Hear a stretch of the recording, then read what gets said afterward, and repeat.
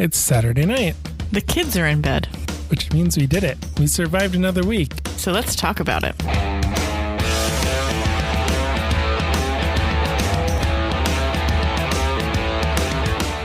From our latest homebrew project, To kids' crafting projects. it's just talking life with two young kids and two dogs. Grab your favorite beverage, sit back, Relax. and see where the conversation takes us. Sometimes we don't even know until we get there. This is the Craft Parenting Podcast.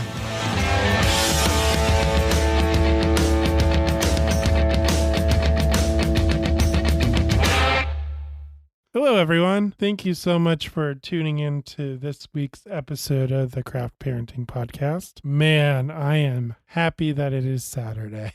That is for sure. Another week, another episode of the Craft Parenting Podcast, and we are happy that you are here. I'm Joe Ludwig, and with me is my lovely co-host, Caroline. How's it going, Caroline? Can we figure out how to record these where I'm laying in bed half asleep? When Elon Musk releases his His Neuralink? Neuralink, yes. That will require brain surgery though, won't it? I don't know if I'm up for that. I don't know. I don't know what it'll entail. Well, Neuralink implies that something will be inserted into my brain. Not totally up for that. So I guess the answer is no.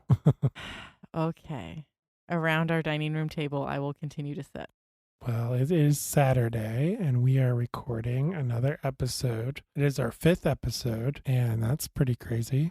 We're getting towards the milestone stage because I heard somewhere if you get past, oh my goodness, I'm going to quote numbers again that I don't know for sure, but it's like if you get past episode 7, odds are very high that you will continue to do a podcast because lots of podcasts just stop making more episodes and die before they hit episode 7 or 12 or whatever that magic number is that I'm just completely making up because 300, 500, 17. Just saying random numbers again, dude. Wow. We have another great show planned out for everyone this week. So we are going to be talking about our many adventures from this past week, and there are a lot of them. So bear with us as we slog through our Google Doc of all of the many adventures that we've had with the kids and the dogs and our friends and family. So we'll talk about all that. Plus, in the back half of this episode, we are going to be discussing opening day and baseball and the culture that's around opening day, especially in Cincinnati. Plus, we are going to talk about other baseball fields that we have been to. Well, that we have been to together, because I'm sure that I have been to some when I was a small child, but I don't remember which ones I went to.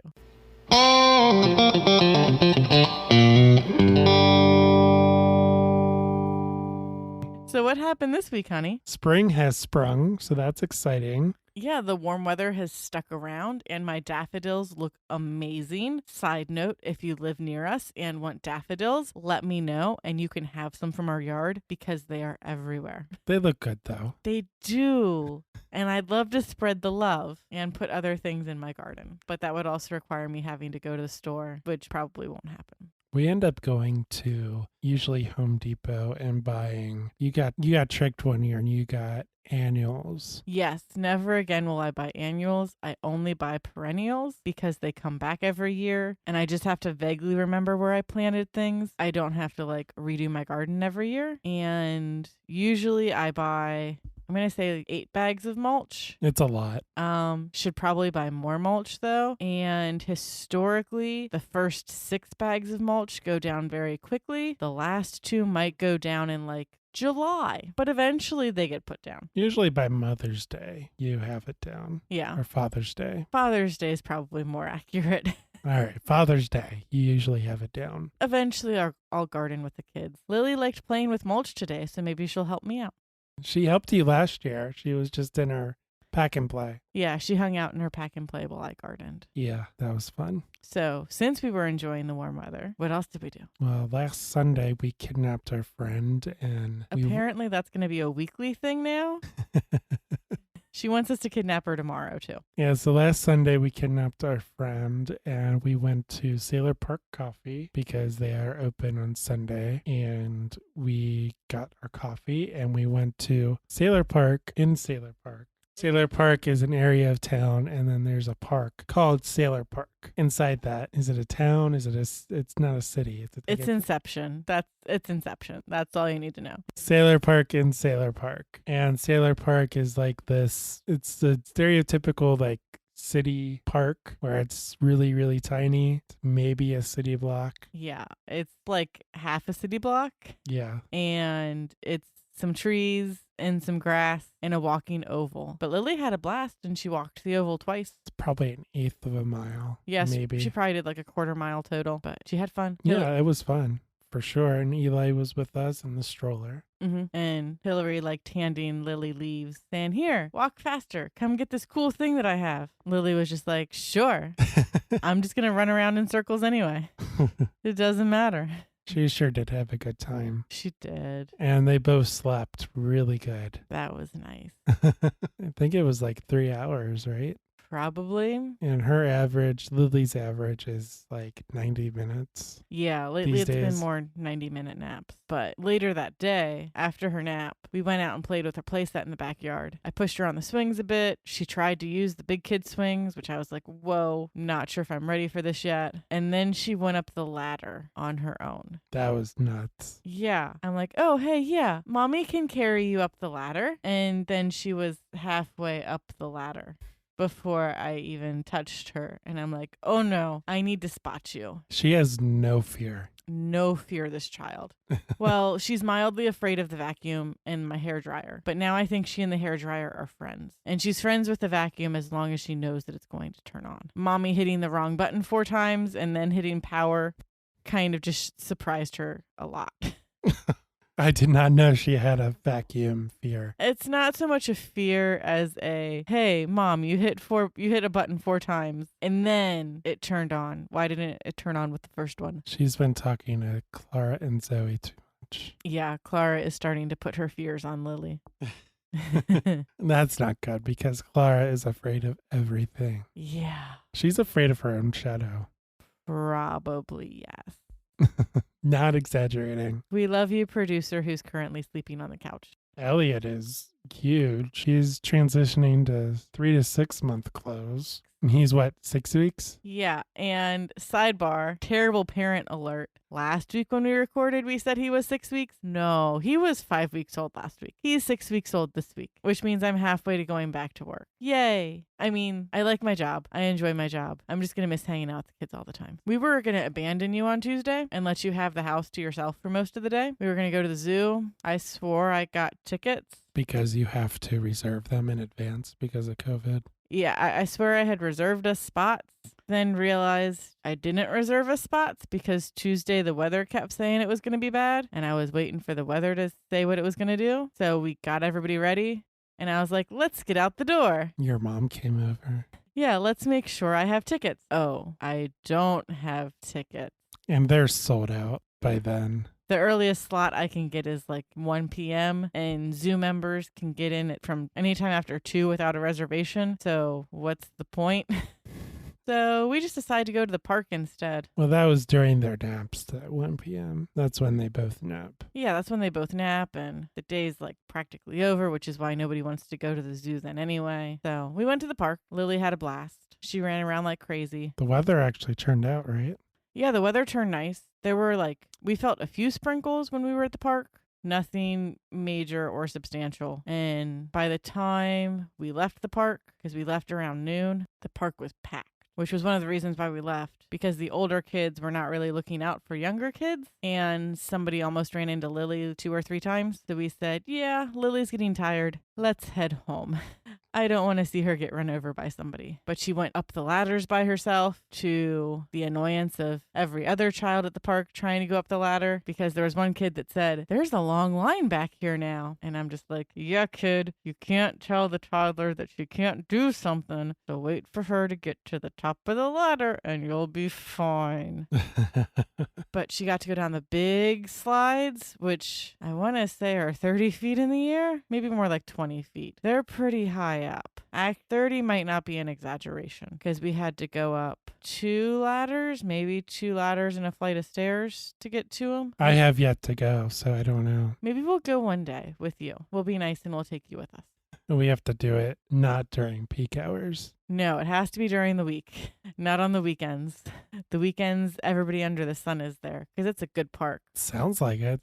They remodeled it and everything. Yeah. Well, and I heard that they remodeled Coleraine Park, but I haven't been there since they remodeled it. That was a good park anyway, before they remodeled it. Well, it was, but they remodeled that, I want to say, when we were in elementary school. So at this point, it was a pretty quote unquote old park. So it probably did need to get rehabbed. But we loved that park. In high school, me and a bunch of other kids got in trouble because we were playing lava tag on it and we were told we were too old to play on the play set. Who yelled at you? Just random parents? One of the maintenance guys, I don't even think it was the parents. We were watching out for small children. At least I was. I don't think there were any incidents. He was just super judgy. We were having fun. So since this is the craft parenting podcast, I did attempt to make a craft with the children. I was going to make, and I still will make it. I see your eye roll. No eye roll. It'll get done. You can't prove that. One day we will have video with this. So there's a craft where you make the word love, and O is a handprint, and V is your left and right footprints in the shape of a V. So on Wednesday, we made the V with Elliot's feet, and after Lily woke up from her nap, we were going to do the handprint for her, but she slept too long. So we just said, we'll do it later. But then she spent Thursday and Friday with your mom, so she wasn't at our house, so we have not finished it yet. Hopefully tomorrow, I can get some handprints out of her, so I can start to do my portion of the craft, which is making the L and the E and putting all of this on poster board so we can give gifts to ourselves and our parents, so we can commemorate the children and how small they are right now, being a relative term because our children are huge. I was going to say, they're not super small. Nope. They're really tall. It's not like they're big. They're proportional.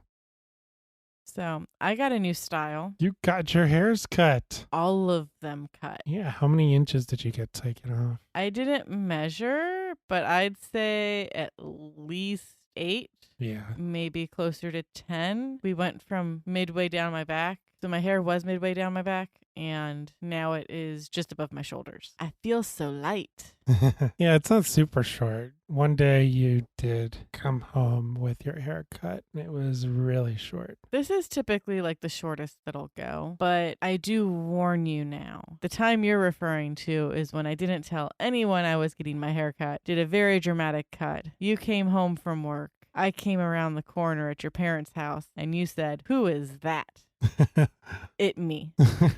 That was like a year and a half before our wedding, right? It was, no. It was a different time. Yeah, because it was your sister's confirmation. So we had only been dating for 3-ish years at that point. Well, I am on team long hair. I am on team. It was hard to brush. It was hard to wash. The kids liked to play with it. It needed to get short. Yeah, but it's not super short. It's still at the shoulders. It's not pixie length, and it's not a Karen haircut. I do not need to speak to your manager. Thank goodness, because she's sleeping. All of them are sleeping. Anyway, today we celebrated my aunt's 60th birthday party. Which is in a month. Like her birthday's in a month. Yeah, it's in April, which at the time of this recording, we are in late March. But if you're going to surprise somebody, you got to go before their birthday. And this was a surprise party. Yeah, she was surprised, and just good. So it worked. It was a smallish party, so we were careful. It's just family and a handful of her friends, but mostly it was family. Yeah, they could have gotten really crazy with the friends. Well, I'm sure the next time we are all able to congregate at the Donauschwaben, there will be like 4 rounds of birthday shots for all of the birthdays that we missed. Because excuse to do shots. So we celebrated my aunt's birthday, and we took Lily and Eli, and my mom and dad were there. My sister was there, my brother and his fiance, and Lily just had a blast. She got to see real people. I got to see real people. You got to see real people. Lily and myself see real people on occasion. I got to see real people not on a screen. Yeah. Which is like my day to day. Elliot got to meet family, though in a very loose sense of the word meet, because we didn't let people outside of our bubble hold him. So they got to see him and know that he exists. They got to see how big Lily is now, because she's almost as big as your cousin's kid, who is 2 years older than her. And she just ran.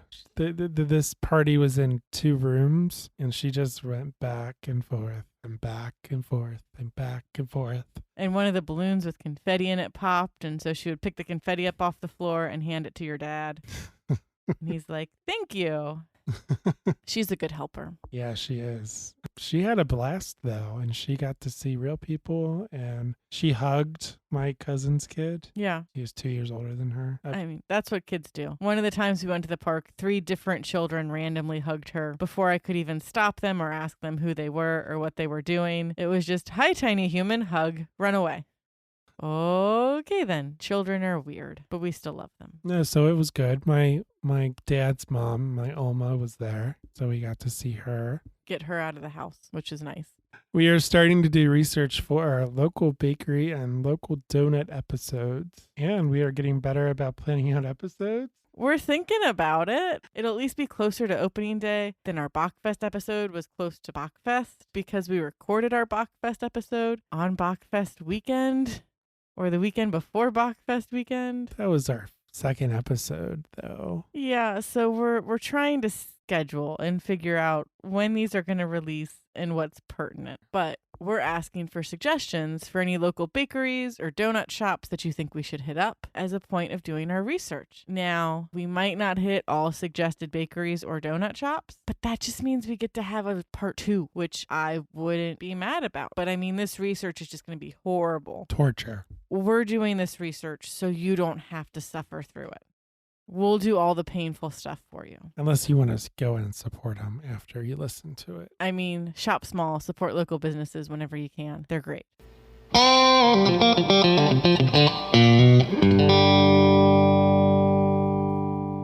So that was a long week, and we are grateful that it's finally the weekend. We are both enjoying an adult beverage. I see that you have a relic over there, an antique. There's a very good chance this is considered vintage at this point. I don't know what the vintage shelf life is for beer, but I am currently drinking a Christian Moreline strawberry banana pig, which is a cream ale that's 4.7% and is 17 IBU. The side of the can says, "Each spring we honor Cincinnati's historical name, Porkopolis, by brewing a small batch of our favorite cream ale recipe, affectionately named Strawberry Pig. The resulting beer was so unique that bartenders began creating blends of the beer to share. One such creation was a mix of Strawberry Pig and our award-winning 7 Hefeweizen that created a strawberry banana ale referred to as Piggy Weizen. The creation was such a smashing success with its refreshing light body, summer Hefe haze, and fruity finish that we bring you Strawberry Banana Pig." So honestly, I have no idea when this was canned or what exactly is going on with Christian Moreline at the moment. All of their branding, beer names, and beer recipes have changed. So they're no longer making Strawberry Pig. They're no longer making 7. I don't know what exactly is going on. They're going more for traditional styles and traditional names that all go back to trades. I think it's different. It's a different Christian Moreline. Yeah, they're definitely rebranding a lot. So we're going to miss some of their beers, like the Strawberry Pig, but we hope they get to stay around as a brewery. And I'm curious to see what new things they're going to come up with. I guess the lucky thing is that Christian Moreline as a brewery is separate from the Lager House. Yes, the Lager House is delicious. So the Lager House, I guess, will take that branding, I guess. They will continue to brew their own beer on site. They'll still have Christian Moreline beers on draft. The Moreline Lager House is a restaurant downtown along the Ohio River, and they have really good food. And it's like German food with a bit of a twist. so it's a little bit more modern. And they have 2 bars, one on the first floor and one on the second floor. And the one on the second floor has 20-ish taps that they do all different kinds of beer on. And then they'll still have like their 5 taps with their main Moreline brands. I don't know exactly what the Lager House looks like these days because we haven't been there recently, but we were there when they opened. The last time we were there was our anniversary. Yes, we did go for our anniversary. Back in June. Yeah, but that was before all this rebranding stuff happened. Mm-hmm. But my understanding is they brew their beer on site.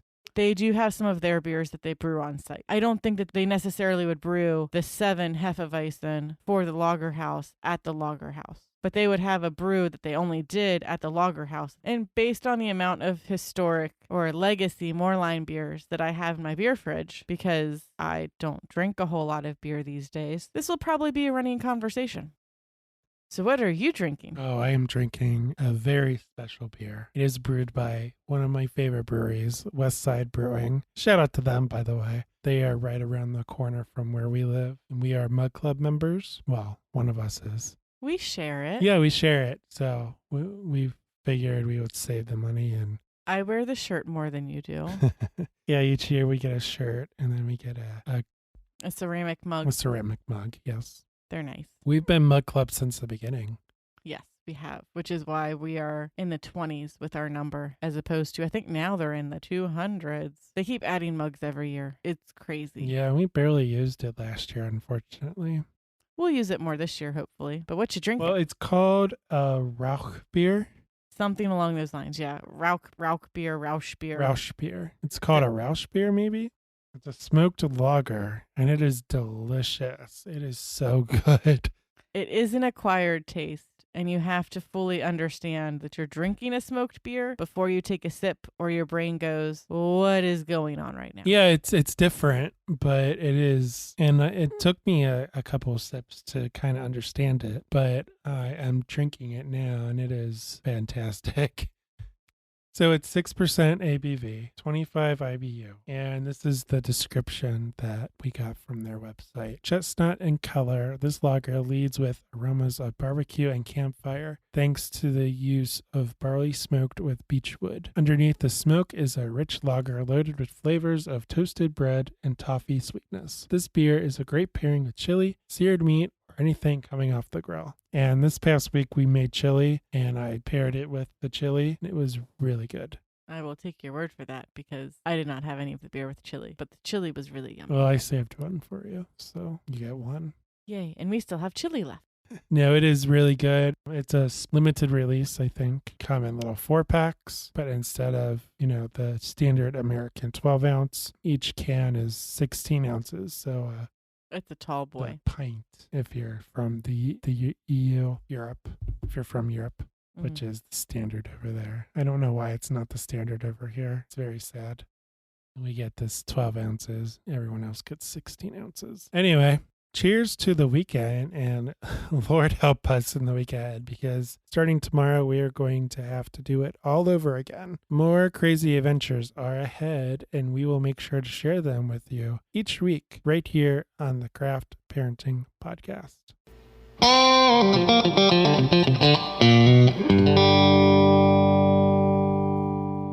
So this week, we're going to be talking about Reds opening day. The Cincinnati Reds are one of the first professional baseball teams, or they're the first professional baseball team ever. Yeah, so professional just means paid.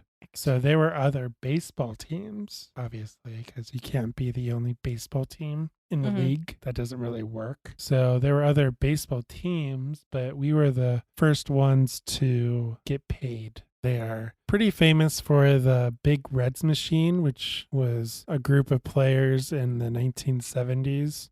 They won some World Series. They were pretty cool. They're still pretty big in Cincinnati. They are considered the best of the best of baseball, modern baseball at least.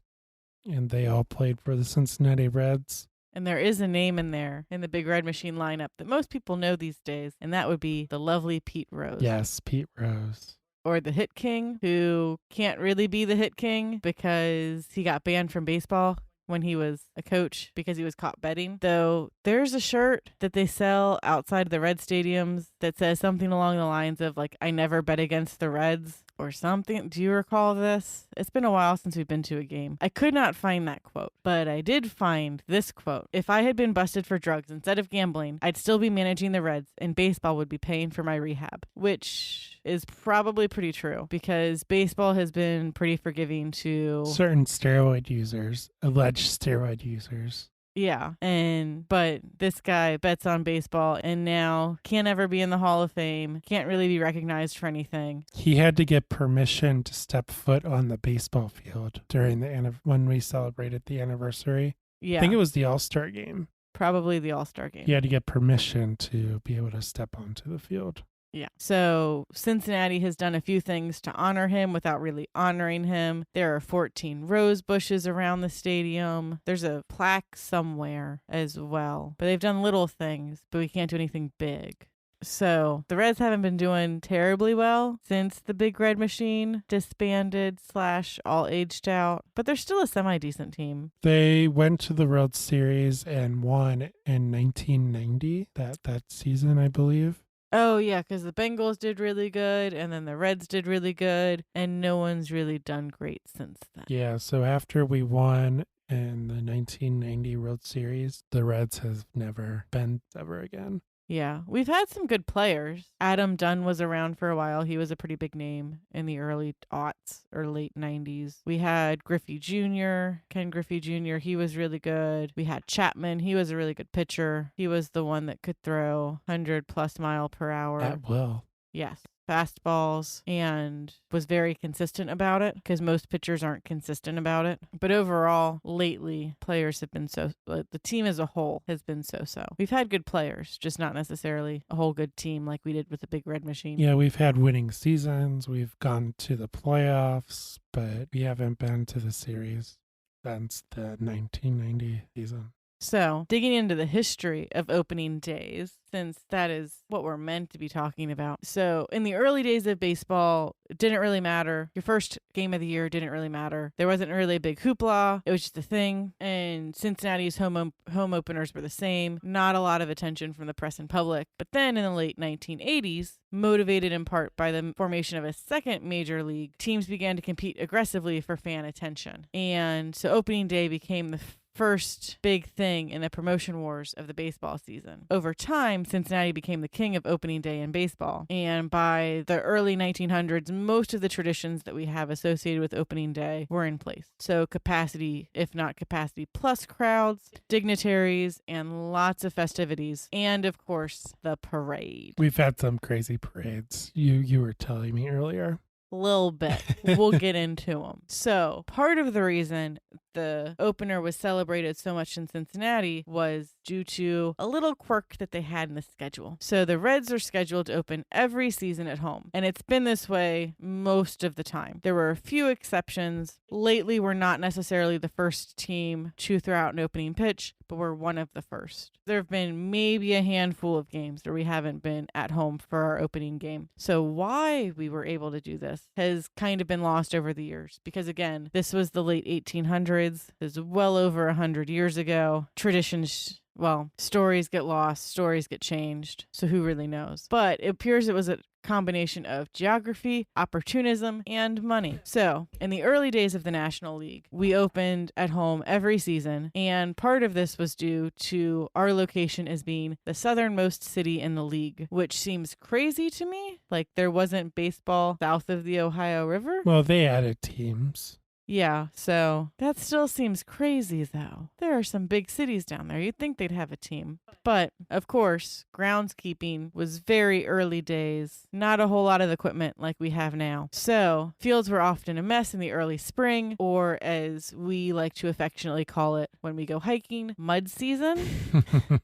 So the more northern cities were happy to go to Cincinnati because the field was typically a lot drier and more consistent than their fields were at home. They would come down south. We would open stuff up. So then we started getting to the parade. Findlay Market is a market. It's like a farmer's market downtown where, what is it, one city block? It's about a city block of butcher shops, bakeries, spice places. Veggie for Yeah, fruits and veggies. There's a really nice tea shop now. There's a really nice chocolate shop now. We enjoy us some Findlay Market. They've been around for a very long time. It was where before grocery stores were a thing, you would go to a market. Findlay Market was one of those markets you could go to. Findlay Market has stuck around and has continued to be a thing. Findlay Market made its first appearance at opening day in 1920. So we have skipped ahead a little bit, but now we're going to go back. But the market isn't what started the opening day parade. The parade had been a regular part of opening day since the first parade was held in 1890. The early parades were very small, but they featured the teams themselves. So it was the visiting team, the Reds, and a marching band, and maybe some other people. And it was the 1890s. There's not a whole lot going on as far as media. You have some radio, you have some newspapers. I don't even know if they had radio. Pretty sure they had radio. I think radio was like a 1920 thing, 1930. Maybe it was. Promotion was not a whole lot of stuff other than like posters. So basically the teams would be like, come on down to the ballpark and watch the opener. And despite the interest that these parades were generating, the Reds decided to stop doing the parades in 1902. But because this is Cincinnati, the fans decided to take matters into their own hands, and so began the era of Reuters Groups. So it was usually a few dozen fans per group, often from the same business or neighborhood or social club. They would wave flags, sing, make a lot of noise, and they would just kind of meander their way through downtown on horse-drawn wagons known as tally-hoes, which is just a fantastic name for something. So fantastic. And as the automobile grew more popular, many groups rode around in small trucks or convertibles. I mean, that sounds like what most parades are like nowadays. Just like small groups of people hanging out in cars, walking around, whatever, on a predetermined route. But these guys often met downtown around lunch, consumed a few beverages, of which we can assume were alcoholic because Cincinnati. And they started touring the city on their way to the ballpark in the West End. No organized starting time, no official route. Instead, it was just one large roving tailgate party. Again, Cincinnati. Imagine a bunch of people drinking and just randomly walking. I don't know if they have streets or... They have streets, they have street cars, they have horse-drawn carriages, they have cars once you get to a certain point. Nothing like it is today, though. No, but Are they dirt roads if they're horse-drawn carriages? probably cobblestone. I mean, you can see the old cobblestones underneath the asphalt from time to time downtown. Okay, so it's cobblestone. So they're walking through the city. They've been drinking. They're probably singing. Basically, this is just like groups of drunken dudes singing and walking around the city saying, let's go watch some baseball. That's what I'm getting from this. That sounds about right. That sounds like what it is today. Well, that sounds like what we've done. Don't know as the whole Cincinnati population as a whole, but in the 30s, it finally became more organized, and the Findlay Market workers were usually the head of the parade, which is one of the reasons why Findlay Market is now where we always start the parade. So the parade was still pretty small, but it was well known, so a lot of people would come out to watch it. But then in the 70s, the stadium moved. So the stadium used to be in the West End, which is to the west of the city, but totally landlocked. And then they moved the stadium to the riverfront. So the parade then went through the heart of Cincinnati, and that caused local news stations to cover it, and the parade was opened to more organizations. So instead of maybe having about 20 to 25 organizations, now they have about 200 organizations that are involved in this parade. This caused news organizations to take note of it. It's normally broadcast live on at least one of the local TV stations, but I think all of them cover it. Normally I'm working during opening day, so I get to keep an ear to the ground as far as how things are going, but don't actually get to participate in the festivities. So then things started to get a little more crazy. So Marge Schott, lover or hater, she's become kind of controversial lately, but she purchased the Reds in 1984, and she used her connections with the Cincinnati Zoo because she also donated a ton of money to the Cincinnati Zoo to include elephants and other large animals that gave the entire event the feel of a circus.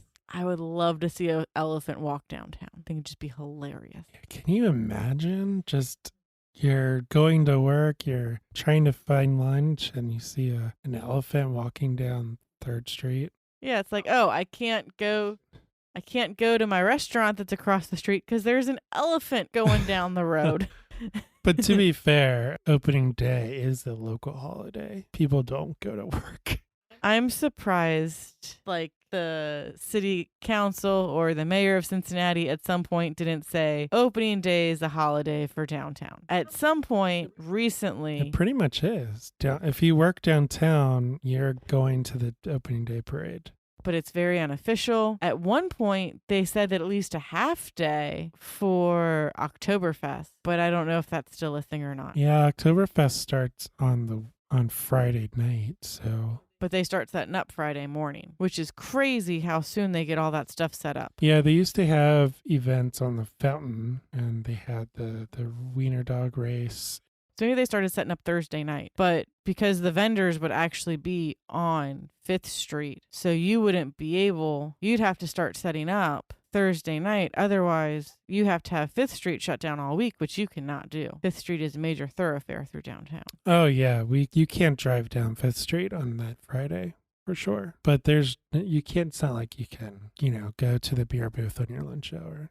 Well, yeah, because they're still setting everything up and have to have the health inspectors come through. Yeah, but they do have events for Oktoberfest throughout the week at Fountain Square, but it's during lunch hour. Yeah, and it's just the fountain. Mm-hmm. So, back to opening day and the elephants going downtown. As Lenny Harris, a Reds player in the 1990s, put it, and I quote, "There are a lot of good opening days, but it's tough to top those elephants in Cincinnati," end quote. Of course, the elephants often left a little residue on the field, but surely pachyderms on a baseball diamond was a sight to behold. Oh my goodness, trying to scoop elephant poop out before the game. Or like, here, it's just a hazard in the middle of the field. It's fine. Don't run into it. They don't do that anymore. We don't have elephants on the, marching downtown anymore. Oh, I could see the head groundskeeper having a heart attack trying to figure out how he's going to get these elephant indentations out of his field. Our baseball team takes the field very seriously, the care of the field. Most baseball teams do. Oh, yeah, for sure. I know it was kind of controversial that they started doing concerts at the Reds Stadium. In the middle of baseball season. Mm-hmm. Yeah. It was very controversial. I remember there was a somebody concert. They showed up super late. So everybody was super mad because they showed up 2 hours late for their own concert. People are like, what is this? And we went to a Reds game, I want to say like within 2 or 3 weeks of that concert. And there was this whole weird patch of grass out in the outfield where some of this equipment had killed the grass. So they had to pull up turf and put down sod and try to get everything to be all nice and pretty. And it still wasn't all nice and pretty. Yeah, so I can't even imagine elephant droppings, or as Marge Simpson says, leavings. Yeah, so that must have been crazy. So whatever your feelings are about, like you said, March Shot, she surely had it right when she said, quote, "The Findlay Market Parade is opening day. Without the parade, it just wouldn't be opening day." That's very true. Cincinnati takes its parade very seriously. And they also take the bars along the parade route very seriously, too. Yeah, more so than the game itself, I would say. Mostly because, like we were saying earlier, the Reds usually lose opening day, or maybe they will win, and we'll have good mojo going into the beginning of the season. But then by the time September comes, yeah, we have hopes for at least a break even or slightly winning season, and we just kind of see what the boys can do. Yeah, usually it's about the All-Star break when we go downhill. There are 15 openers held each year in baseball, and Cincinnati has lost its status as the first game of the season. And so, as Mrs. Schott proclaimed, it is the Findlay Market Parade which gives Cincinnati its distinctive opening day atmosphere. So, together, we have only been to one opening day game, which surprisingly was not the year that we got season tickets. The opening day game, it's kind of hard to get tickets for. It's super hard to get tickets for. And it's kind of expensive. A little expensive, yeah. And I don't think we got season tickets necessarily right away. I think we got season tickets like a week or 3 into the season. Our friend was like, "Hey, do you want to get season tickets?" And we were like, "Sure, we can do that." Well, usually people get their season tickets like October the previous year. Yeah, because if you do get season tickets, that gives you a 1-up on getting tickets for opening day. Yeah, so it's pretty difficult, and if you do manage, it's kind of expensive. Even the nosebleeds can get pretty pricey. So we got season tickets in 2014. We did weekend games for the most part. Every once in a while, we would swap one out for a weekday game. We had lots of fun with that. It was nice going to Reds games all the time. At the time, you had free parking downtown, so it totally made sense to do it. Yeah, we saved $20 A game? a game because of the parking pass that my work paid for. Yeah, so that was nice. We use that parking pass a lot. 24-hour parking is nice. Yeah, that was a nice perk for sure. Because we even used that for Labor Day fireworks one year. Yeah. That was insane. That'll be a whole Labor Day thing. But so we only got season tickets one year. We got really good tickets though. We were along the third baseline, Mm-hmm. which was nice. It wasn't in the nosebleeds, but it wasn't, front row seats either. Yeah, we didn't necessarily have to look out for foul balls all the time because those can be damaging. Yeah, it was fun. It was a lot of games though. We did get kind of burnt out towards the end of, oh, yeah, we got to go to another baseball game. Sometimes it was Friday, Saturday, Sunday. Yeah, it could be a lot at times. And usually before the game, we went to Skyline Chili. A lot of times we did. A few times, not all the time. Well, when we had time, we did. There's a Skyline Chili downtown that's only open during the week or before Reds games. Yes. So we would go there and order food and go. Or we would go to Moreline, the lager house. We liked going to the lager house. Lager house is for a beer. It's literally right next to the Cincinnati Reds stadium. Yeah, you can see a good portion of the stadium in the lager house. And if there's a rain delay, that's where we would go as well. Because believe it or not, the beer is cheaper at the lager house versus inside the stadium. I mean, that's not super surprising. But it's the same beer. Yeah. Or worse beer, like Bud Light. It would usually be worse beer. But of course, after we got rid of our season tickets or didn't renew them, it was when they added the nice craft beer bar, which is very Cincinnati as well. So it had a bunch of taps. I want to say like 20. It's a lot. 15 or 20, maybe even more than that. I was very proud of the selection, but I mean, it was very pricey, like $12 a pint. Okay, so it is a 85-foot long bar with 60 taps. 60 taps, so they probably expanded it, right?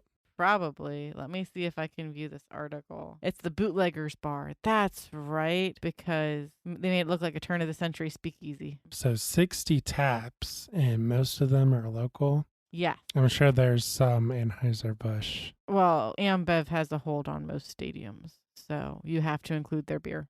2017, we both played hooky from work. Legally, I used a vacation day. So did I. And we actually went to opening day ourselves. I convinced you to wake up early so we could see the Bob and Tom show at the casino. Yeah, so Bob and Tom are two comedians. They're radio personalities that are based in Indianapolis. I don't know why exactly they come to Cincinnati every year. I don't think Indy has a team.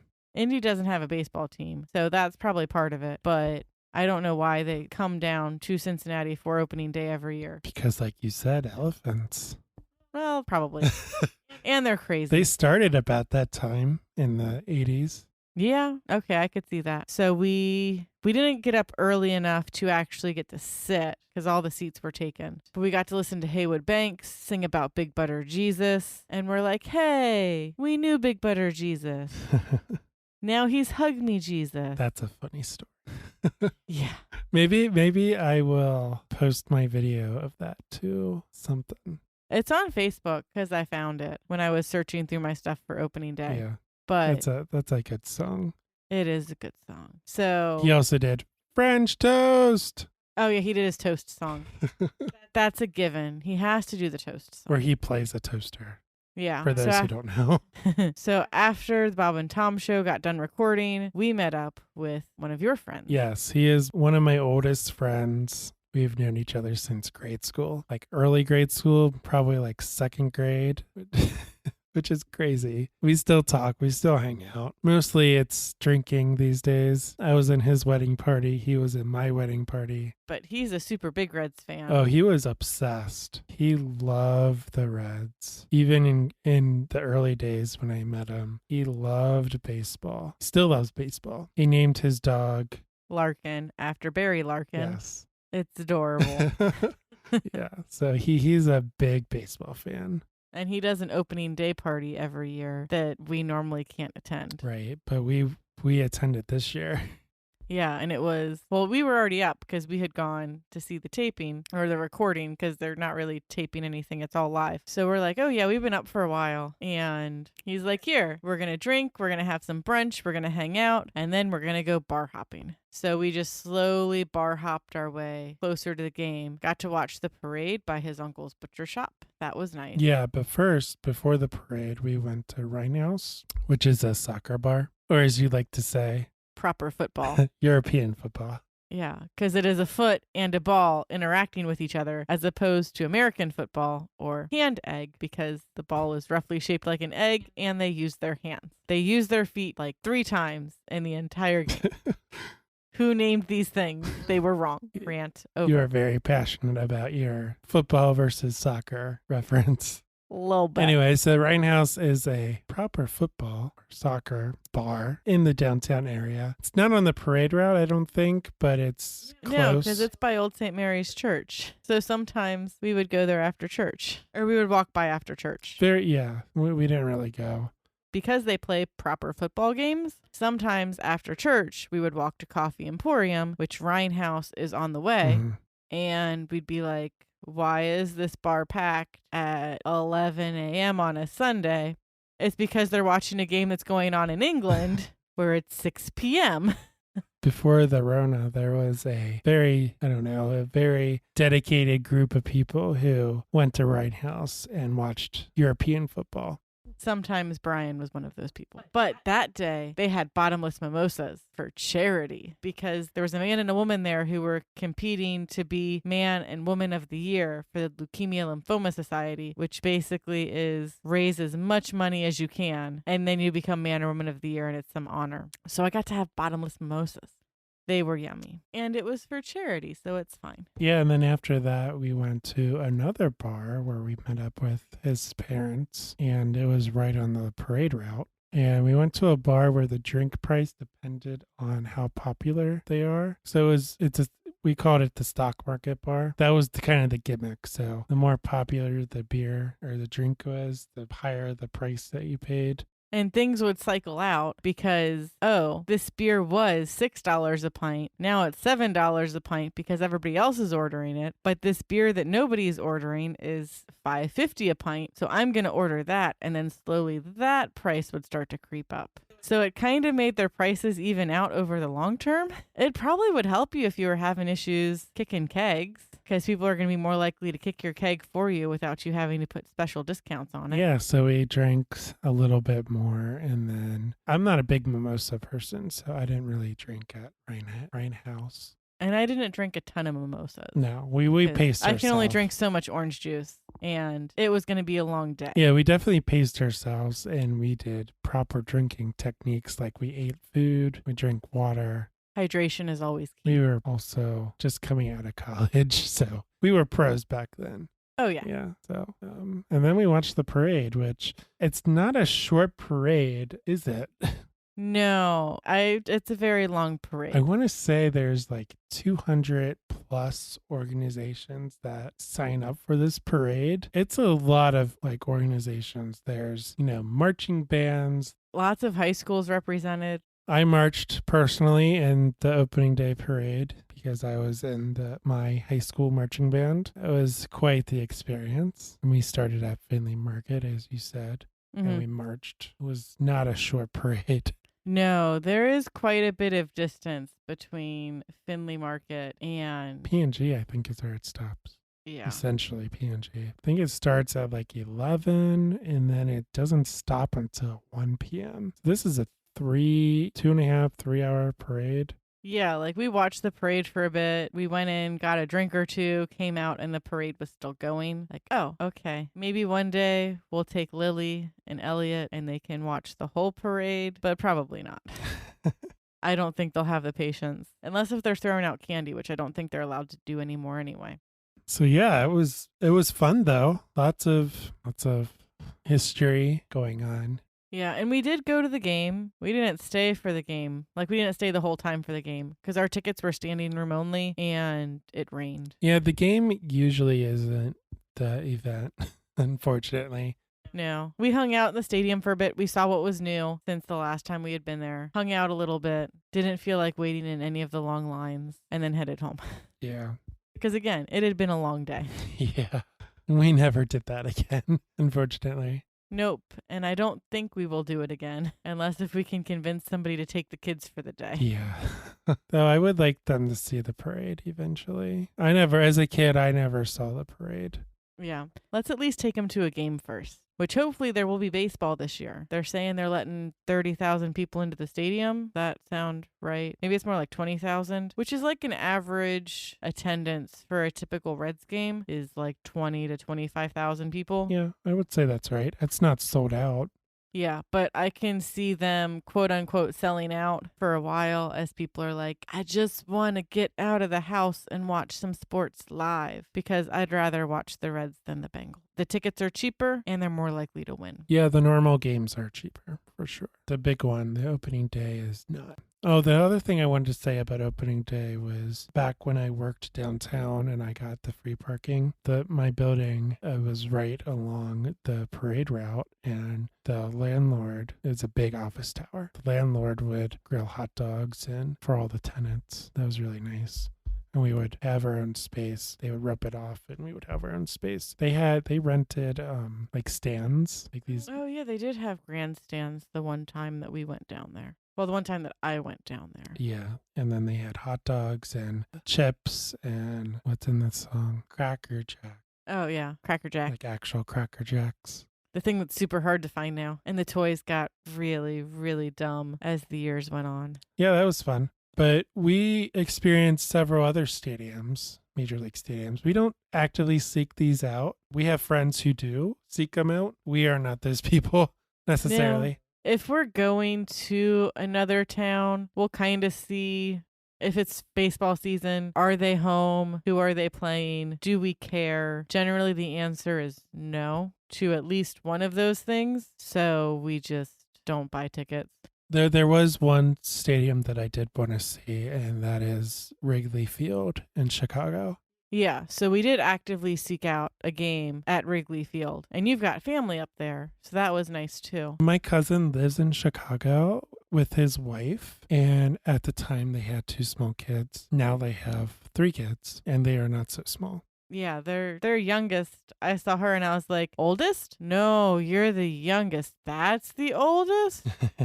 Oh boy. We're getting old. Yeah, so at the time they had 2 small kids. My cousin was born in Cincinnati. He is a lifelong Reds fan, but his wife is a Cubs fan. Raised in Wrigleyville. Yeah, she grew up in Wrigleyville. That's what they call the residential area around the stadium. Wrigley Field is almost, and the Cubs are almost as historic as the Cincinnati Reds. My personal bias says that the Reds are better. They are equally as historic, I think. Well, they've kept their stadium. We haven't kept our stadiums. That's kind of helped them out a lot, too. Right. So one weekend, it was like 2012 or something. The Reds were actually really good, but we didn't really go anywhere, unfortunately. We went to the playoffs, I believe. Probably the first round, and then we went nowhere, because that's usually what happens if you're a Cincinnati team. Right. Actually, I should preface that. That's what happens if you're a major league Cincinnati team. Our college teams and our minor league teams tend to do pretty well. Unless you are a minor team who is now pro. Correct. And then once you go pro, you... Just don't do it. Stay minor. Well, so one weekend we decided to go up there to Chicago. It's a decent ride. It's about 6 hours. Yeah, a 6-hour drive. So it's not horrible, but it's not short either. So it's doable. So one weekend we decided to go up there to see the Reds play the Cubs. And my cousin and his wife were gracious enough to host us and to go to the game with us. Yeah, and basically like hold our hand as we went around Chicago because we hadn't been to a lot of major cities at that point, and Chicago is a bit insane. We probably would have, we would have figured it out, but getting to the stadium itself would have been a bit of a hassle for us. And parking downtown is ridiculously expensive, so being able to park our car in their residential neighborhood was very nice. Yeah, so we saw Willis Tower. Just the 2 of us. And then they took us to dinner. I don't really remember where we went.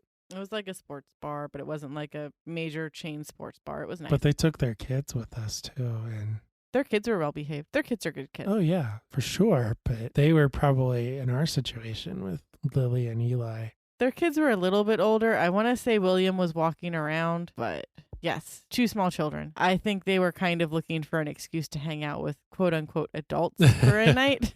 Don't know how much of adults we actually were. Oh, yeah. Yeah. So they actually got a babysitter and everything. So we went to this game. And like I said, my cousin was born and raised in Cincinnati, and he's a lifelong Reds fan. My cousin's wife was born and raised in Chicago in Wrigleyville.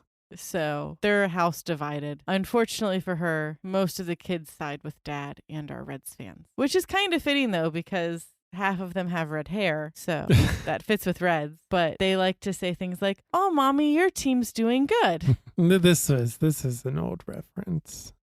We haven't talked to them in a bit. No. But so she shows up in her Cubs gear. The 3 of us are in Reds gear. Lots of people questioning how that relationship worked. It was pretty funny. There was a guy behind us. There was like, "Are you guys married? How does that work?" It was really funny. But Wrigleyville is famous for their day games. They don't have a lot of night games because it's a stadium literally in the middle of a residential area. It's literally in a residential neighborhood. They had an electric scoreboard. Like they had like a small, like big TV. Like for advertising. For advertising and like, here's your score, here's your baseball player that's coming up next. But still, 90% of everything is their person put together scoreboard where you have guys back behind it that are putting up letters. Sarah told us that occasionally the workers do fall asleep.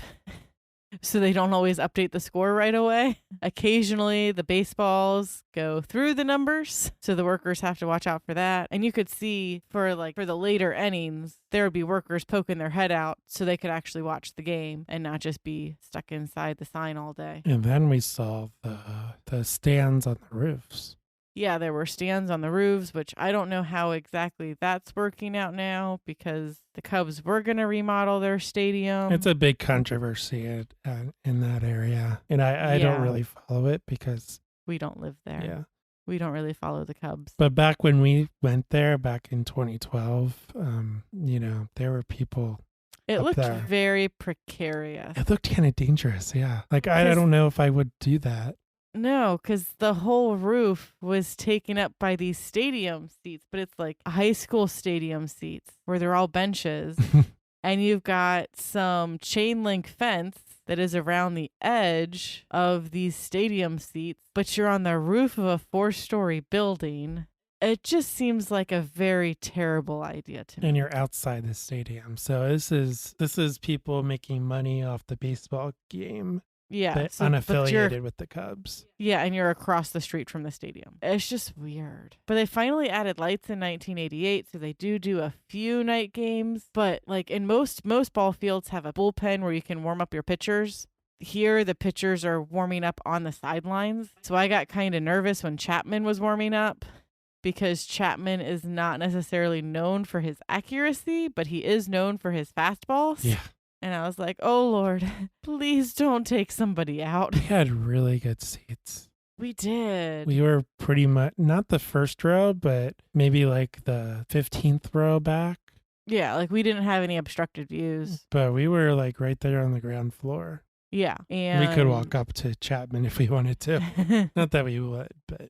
Well, and because the Reds and the Cubs have such a strong rivalry and we're relatively close as far as stadiums are concerned, there were a ton of Reds fans in Chicago that weekend. So the Cubs fans would start a chant and then be staring daggers at us by the 3rd time around for that chant because by then you could not hear the Cubs fans at all and the chant had turned to the Reds. So if the Cubs fans started chanting, "Let's go Cubbies," the next round, half of the Reds fans are saying, "Let's go Redlegs." And they completely overpower. And then by the 3rd round, you cannot hear the Cubs fans. It was a good thing that the Reds won that game. Yeah, the Cubs back then, they were not they were average, I think. They were slightly below average than us. Typically, Cincinnati rivalries are either against a team that is historically very successful or historically a little worse than us. So the Reds have big rivalries with St. Louis, who typically does a bit better than us, and the Cubs, who typically do a bit worse than us. The Bengals have rivalries with Cleveland, who typically does worse than us. What the hell, 2020 was just weird. Yeah. And then the Steelers, who no one likes the Steelers. Just Pittsburgh teams in general don't get along with Cincinnati. Cincinnatians just generally don't get along with people from Pittsburgh. It's the way it is. Well, we've been to another Major League Baseball park together. At least. So this was a case of we're going to actively seek out going to a game, even though we have no idea who's playing. Because we went to Washington, D.C., and we said, well, we have to see the presidents run because the presidents don't travel with the Nationals usually. And that's like a thing that you're supposed to see. And it's pretty cool watching these basically bobblehead presidents run around a baseball field. It's a race, and it's pretty funny. So we were traveling to the National. They call it National Park, home of the Washington Nationals.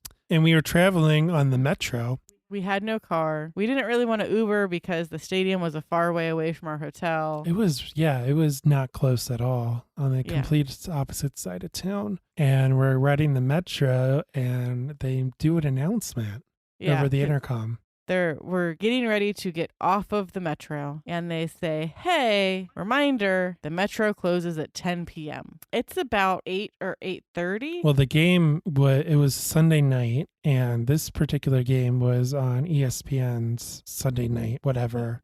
Yeah, so it was a later than usual game. And so they go on and they say a few times to try to make sure that everybody hears it. The Metro closes at 10. Be sure you are in the system as far as being like you have swiped your card and are waiting on the platform by 10, or it might have even been like 9:45, and you will be guaranteed transportation home. Otherwise, good luck getting home. So we're semi-wigging out because we're like, we need to get back to our hotel at some point, but we also kind of want to watch this game. It ended up pouring down rain, torrential downpour. The game was delayed. I don't know if it was canceled, but we bounced after that. We were able to see the president's race. I got it on video. It's pretty funny. Yeah, so we watched the presidents run. We hung out a bit more, and then we're like, they're saying we're not going to be able to get home if we stay late. This rain is off and on. Let's just head back to the hotel. We'll be party poopers. It's fine. Well, I think we went to a bar, didn't we? We might have gone to a bar near the hotel. That feels like so long ago at this point, and that was 2018. That was the summer of 2018. Yeah, it was. That wasn't crazy long ago. We've had 2 kids since then, though. Yeah, that was one of our last hurrahs before Lily. That, and then we went to New York. New York was our last big trip. I guess Siesta Key was technically the last big trip, though, because we went to Siesta Key in like June, and then she was born in September. But New York was our last trip as a couple.